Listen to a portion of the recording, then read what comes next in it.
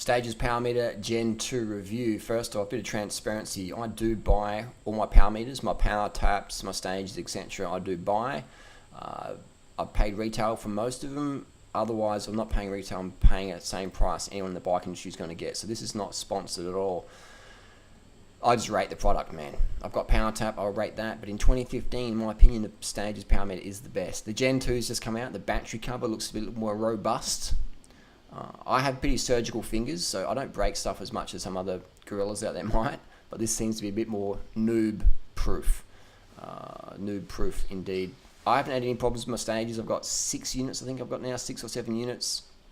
I know how to look after them well, calibrate, update firmware, keep it looking after the battery tabs. Those are the 3 battery tabs there, make sure I'm not depressed.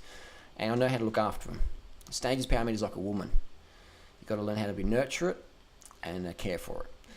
That's the old stages, current stages on the left, and the Gen 1. So not too much difference, a little bit of cosmetic, no real performance advantage in my opinion. Perhaps a more durable battery door if you're a bit more of a gorilla. But both products still legit. Slimline design. It is the stiffest power meter market. It's the best in power meter market. I can afford anything I want. And I've read online, I've had friends as well, everyone's had problems with something, be it as Power Tap, SRM, Cork, Pioneer, Garmin, Vectors. Everyone's going to send something back at some point because there's calibration issues or battery issues. So for me, the Stages has the best customer service. If not, it is the easiest product to send back if you do have an issue. And it's also the cheapest. So in 2015, I can't think of any better product ever on power. Shirt there. And sponsored by Nike though. Why would you? Now I'm not going to try and ruffle too many feathers here, but my philosophy with power meters is everybody should have a power meter. Obviously, not everyone can afford one, but if you live in a Western economy, it's doable. Obviously, 3 billion people live on less than $2 a day. So this is a first world problem. Power meters. What pounds with this one? First world problem. Hashtag first world problem. If you've already got a SRAM, SRM, Cork, Vector, whatever, then it's working for you. Fucking awesome. When I say the best product, doesn't mean if you've got one of these other power meters and you're going to get a Stages, it's going to be better data or whatever. I'm just saying that what if it's working for you, it's working for you. Fine, keep it that way.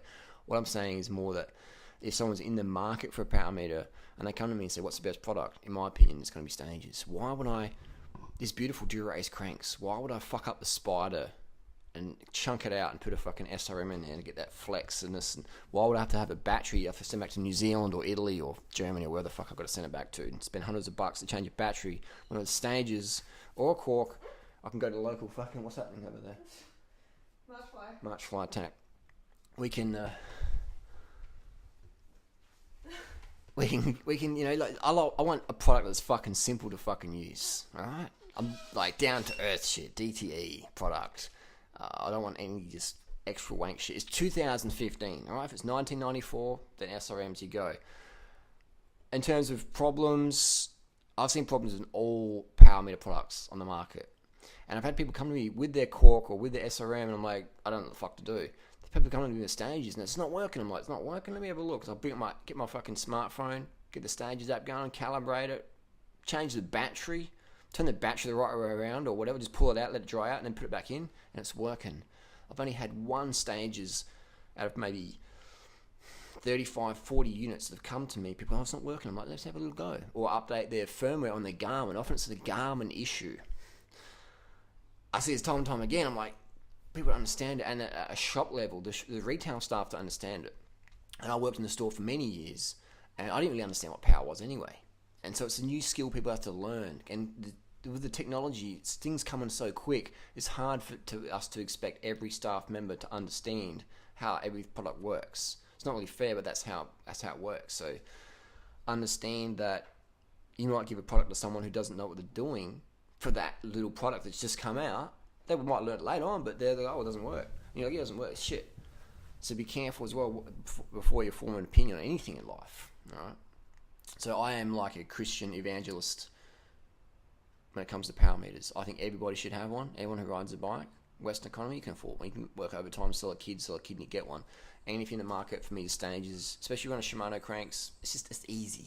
The only bikes that won't work is if you're running the S-Works, not the S-Works, so the specialized BB30 or OSBB. The BB30 setup. In that case, if you are running that, I would rip off those S-Works crank and put on a Cannondale hologram stages, and that would be pretty spiffy, super light, super stiff, easy to use. I can't work out why people buy these lightweight bikes with lightweight wheels and put on a heavy, clunky power meter.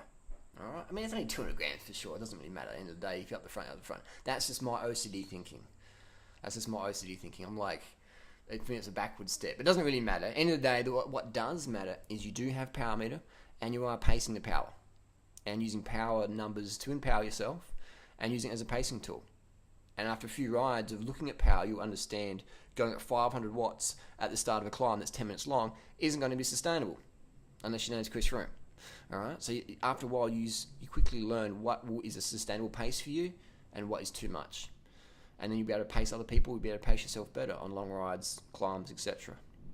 Power is an incredible tool, and these things used to cost $10,000. 15 years ago. SRM was only used by people who had Bitcoin and had a coach.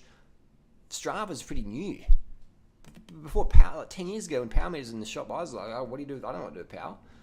But now, dumb fucks like me can understand power like that. I didn't know what my FTP is, but I know I can hold for 10 minutes or 20 minutes or 30 minutes or an hour.